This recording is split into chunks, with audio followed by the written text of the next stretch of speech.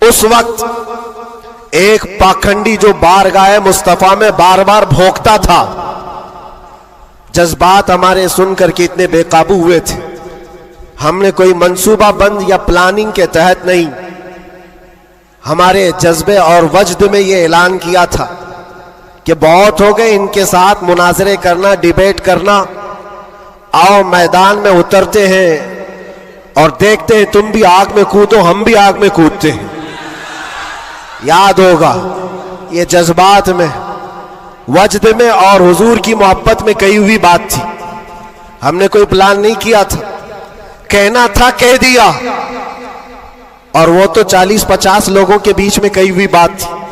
مہینے کے بعد پتا چلا کہ اس بات کو اللہ نے پوری دنیا میں پہنچایا. کیا بات ہے، واہ واہ. ہر جگہ ہر علاقے میں پہنچایا، اور جس کو پہنچنا تھا اس تک تو برابر پہنچی. کیا بات ہے، کیا بات اور ہے. پھر بعد میں ہم کو پتا چلا کہ ہم نے کتے کی دم پر برابر پاؤں رکھا ہے. واہ واہ. اب سنیے، میں یہ بات کیوں چھیڑ رہا ہوں، آج یہ بات مجھے عرض کرنی کیوں پڑ رہی ہے.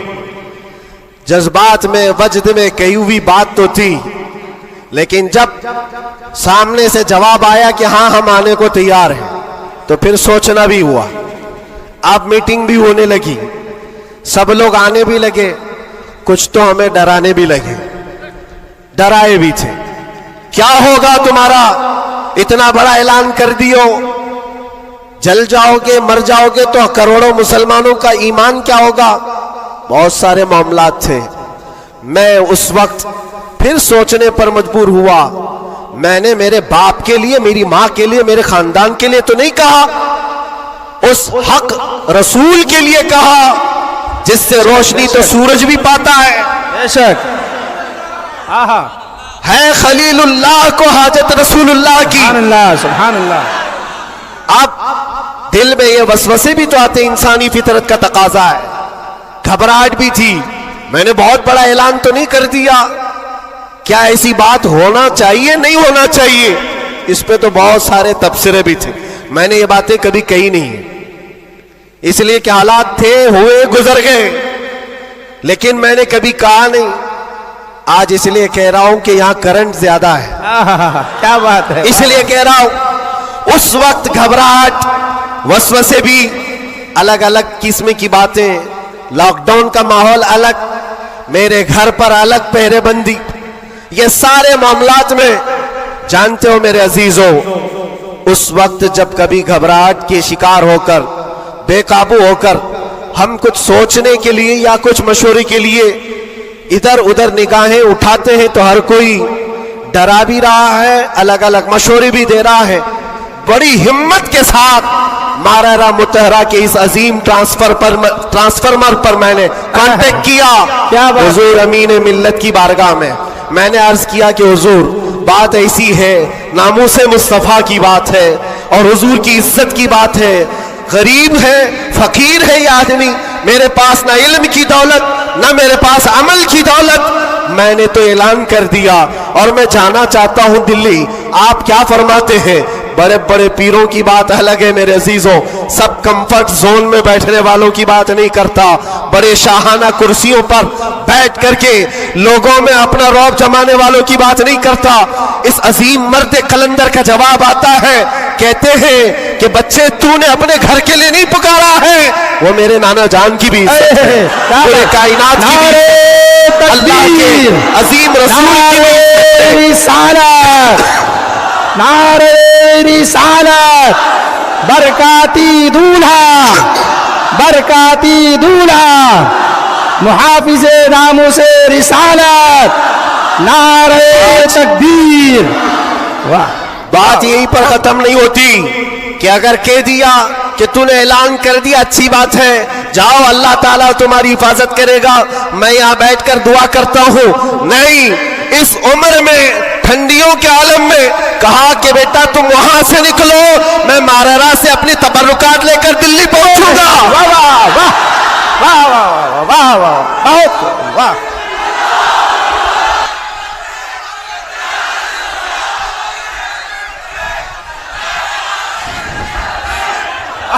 واہ واہ، سبحان اللہ، سبحان اللہ.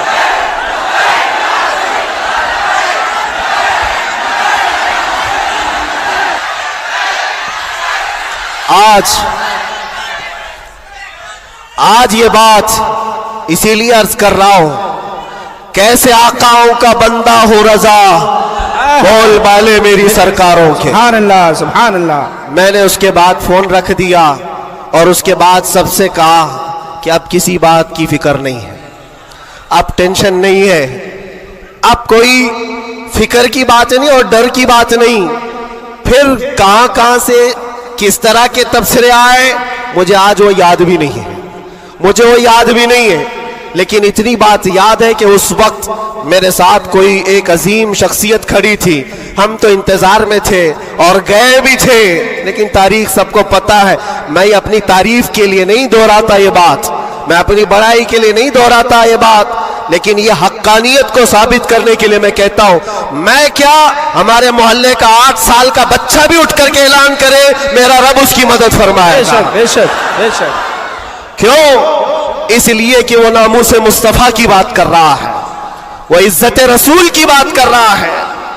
عزیزان گرامی وقار، یہی بات حضرت نے یہ فرمایا تھا کہ جلسوں میں ساتھ میں رہنا، ہاں مقرر ہے یا پھر دیگر ماحول ہے، تو حضرت نے ایک جملہ ابھی 2 دن قبل فرمایا تھا کہ میٹھا میٹھا ہپ ہپ کڑوا کڑوا تھو تھو یہ تو نہیں ہو سکتا۔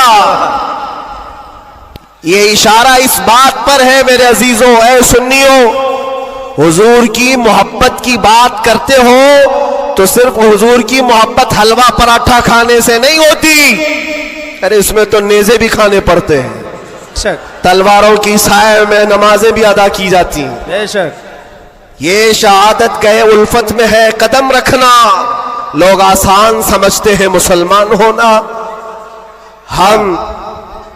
میں یہ بھی نہیں کہتا کہ میں بہت بڑی تکلیف اٹھا کر کے آیا ہوں، نہیں، 8 مہینے گزرے کہ 8 سال گزرے، کوئی بہت بڑی تکلیف اٹھا کر کے تمہارے پاس آیا، میں نے کبھی اس چیز کا ذکر نہیں کیا اور نہ ہی شکایت کبھی کروں گا اس بات کی، اس لیے کہ تاریخ کی سچائیاں اس بات کی گواہی دیتی ہیں، وہ بڑے بڑے ائمہ اسلام جو رسول اللہ کی آل میں سے تھے، امام موسیٰ کاظم، ہم تو میرے عزیزوں گنہگار ہیں، ہماری بہت ساری خطائیں ہیں، وہ اہل بیت ائمہ اسلام جن کے گناہ نہیں خطائیں نہیں، بغیر کسی قصور کے ظالم بادشاہوں نے 7 سال تک ان کو اندر قید میں رکھا ہے۔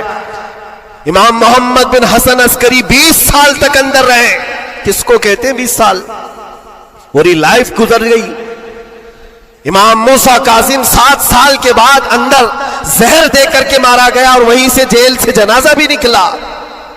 ان کی قربانیوں پر ہم کہاں لگتے ہیں؟ لوگ یہ بھی جو آج سمجھتے ہیں کہ بہت بڑا کام کر کے آئے، کوئی کہاں سے کیا کیا لقب پکارے، غازی اسلام، نہ میرے عزیزوں، ابھی تو ہم خادم اسلام نہیں بن سکے، غازی اسلام تو بہت بڑی بات ہے، اور ہم اس بات کو آپ کے سامنے بار بار دہراتے اس لیے ہیں کہ آج سنیوں کو ہو کیا گیا ہے، چھوٹی سی چیز کو لے کر بہت بڑا سمجھنے لگ جاتے ہیں، بہت بڑا سمجھنے لگتے ہیں۔ یہ ابتدائے عشق ہے، آگے دیکھو ہوتا ہے کیا کیا، ستاروں سے آگے جہاں اور بھی ہے۔ تمہاری ابھی آزمائش آئی کہاں؟ ہمیں ابھی آزمایا کہاں گیا ہے؟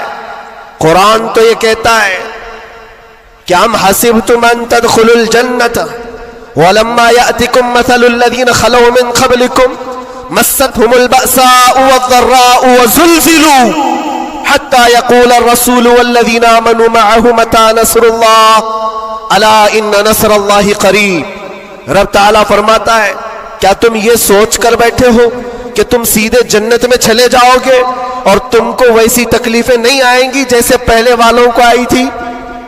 اور کیسی آئی تھی؟ قرآن کہتا ہے وہ زلزلوا، انہیں ہلا دیا گیا تھا، یہاں تک کہ رسول پاک نے اور ایمان والوں نے یہ کہنا شروع کیا اللہ کی مدد کب آئے گی؟ پھر رب تعالیٰ فرماتا آگاہ ہو جاؤ اللہ کی مدد قریب ہے۔ ہماری آزمائشیں کہاں آئی ہیں میرے عزیزوں؟ کون سی تکلیفیں، کون سی مصیبتیں؟ علماء اسلام کو آج اللہ تبارک و تعالیٰ نے ٹھاٹ باٹ سے رکھا ہے، ہر طرح کی سہولیات تمہیں آج ملی ہوئی ہیں، کون سی نعمت کی کمی مولا نے دی ہے؟ ہر چیز تم قدم باہر نکالو کہ ساری سہولیات تمہارا استقبال کر رہی ہے. ہم یہاں اے سی میں دن رات گزارنے والے ہیں, قالینوں پر سجدے کرنے والے ہیں, اور مرغ مسلم ہر دن کھانے والے ہیں. تمہیں کہاں پتا ہے ابھی کہ آزمائش کہتے کسے ہیں, تکلیفیں کہتے کسے ہیں؟ میں نے تو صرف ایک چک کر کے دیکھا ہے 8 مہینے میں, پھر اندازہ ہوا, چکھا ہے بس, چک کر کے آئے کہ 8 مہینے پتھروں پر انہوں نے سلایا تھا تو لگتا کیسے ہے, کیسے لگتا ہے. کھانا اور پانی کے لیے جو آج ہمارے ارد گرد لوگ ہاتھ دھلائیں, رومال دیں پوچھنے کے لیے, ہر چیز کی خدمتگار ہو, اور جب وہاں بدتمیز لوگ اور ظالم لوگ لائن میں کھڑے کر کے سوکھی روٹیاں دیتے ہو تو پھر اندازہ ہوتا ہے لگتا کیسے ہے. یہ چھوٹی سی چیز ہم نے چک کر کے دیکھا ہے, وہ روٹیاں دیکھی جس سے انسان کا گلا کٹ سکتا ہے. میرے عزیزوں, یہ سب باتیں اس لیے عرض کر رہا ہوں کہ ابھی امتحان باقی ہے ہمارے. اگر ناموں سے مصطفیٰ کی بات کرتے ہو تو پھر ان سب چیزوں کے لیے تیار رہو, ان سب چیزوں کے لیے تیار رہو. اور ایک بات میں بتاتا ہوں, یہ باہر مجمعوں میں بیٹھ کر کے بات کرنا بہت آسان ہے, اور اندر تکلیفیں سہ کر کے پھر یہ بات کرو. میرے عزیزوں, کبھی کبھار گھبراہٹ ایسی ہوتی تھی, کچھ قیدی لوگ آ کر کہتے تھے کہ سچ میں اللہ ہے, ایسے سوال, اللہ ہے, سنتا ہے, اور اس وقت کوئی آیت ان کو بتانے میں بھی ہمیں ایسا لگتا. ایک قیدی سے میں نے کہا ان مع العسر یسرا, ہر تکلیف کے بعد آسانی اللہ کا وعدہ ہے. جھٹ سے اس نے کہا مولانا 16 سال ہو گئے, ابھی کب آئے گی وہ آسانی؟ ہمارے پاس کیا جواب ہے؟ یہ تکلیفیں سہ کر کے پھر آیتوں پر یقین کرنا, یہ بہت بڑے کمال کی بات.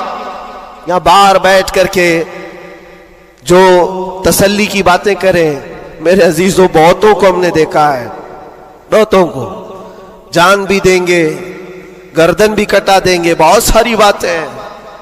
اسی سے اندازہ ہو جاتا ہے جو صبح بستر نہیں چھوڑ سکتا وہ کیا گردن کٹائے گا, جو نماز کے لیے اذان کو لبیک نہیں کہتا, وہ جان کی بات کہاں ہے؟ ایک ڈنڈے سے ساری چیزیں بھاگ جائیں گی, سب نکل جاتے ہیں ادھر ادھر. میں سب کی بات نہیں کرتا, آزمائشیں جس وقت آئیں گی میرے عزیزوں, استقامت یہ کسی چھوٹے موٹے چیز کا نام نہیں ہے.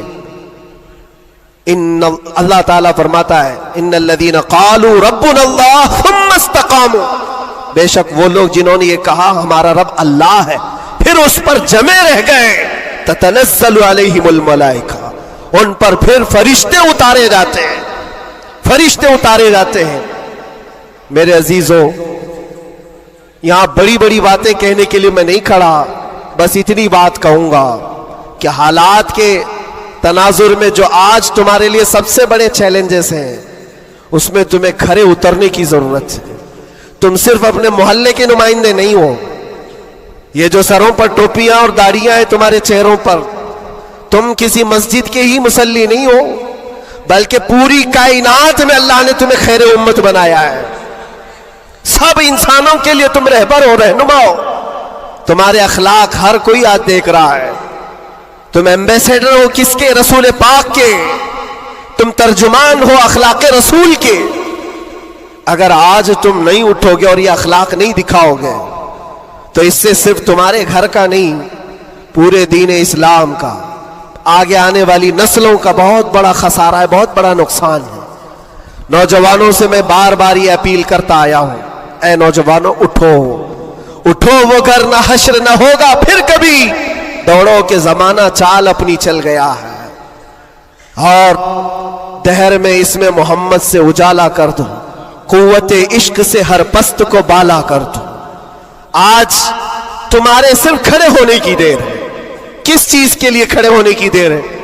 جب میں ایسی باتیں کرتا ہوں تو ہمارے جو رشتہ دار قلم کاپی لے کر بیٹھے ان کو لگتا ہے یہ جنگ کے لیے بلا رہے ہیں, ابھی تلوار بھالے نیزے کی بات کر رہے ہیں. میرے عزیزوں, تمہارے لیے سب سے بڑا ہتھیار عشق مصطفیٰ ہے. عشق رسول ہے، محبت مصطفیٰ ہے، اور جب وہ کسی کے اندر آ جاتا ہے تو پھر اس کے اخلاق سے وہ نظر بھی آتا ہے، اس کے اخلاق سے وہ نظر آتا ہے۔ جاہل عاشق رسول نہیں بن سکتا، عاشق رسول علم کی طرف بڑھتا ہے۔ جاہل اور ایسا بدعقیدہ جو دعویٰ کرتا ہو حضور کے غلام ہونے کا، اگر اس کی زبان میں سچائی نہیں ہے تو وہ عاشق رسول ہے ہی نہیں۔ اللہ کے نبی صلی اللہ تعالی علیہ وسلم نے فرمایا میرے غلاموں میں سے جتنے ہیں اگر کوئی منافق ہو تو منافق کے اندر دو عادتیں جمع نہیں ہو سکتی۔ حضور پاک صلی اللہ علیہ وسلم فرماتے ہیں دو عادتیں منافق کے اندر نہیں آ سکتی۔ وہ کون سی دو عادتیں ہیں؟ اچھے اخلاق۔ یہ اچھے اخلاق، یہ صرف ہنس کر کے ملنا اس کو اچھے اخلاق نہیں کہتے، وہ بہت لمبی اس کی ایک تشریح ہے۔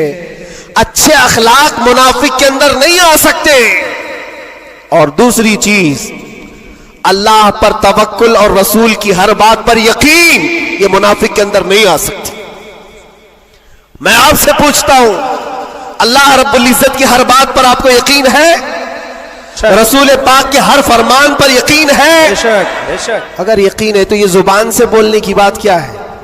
پھر تمہارا عمل کہاں ہے؟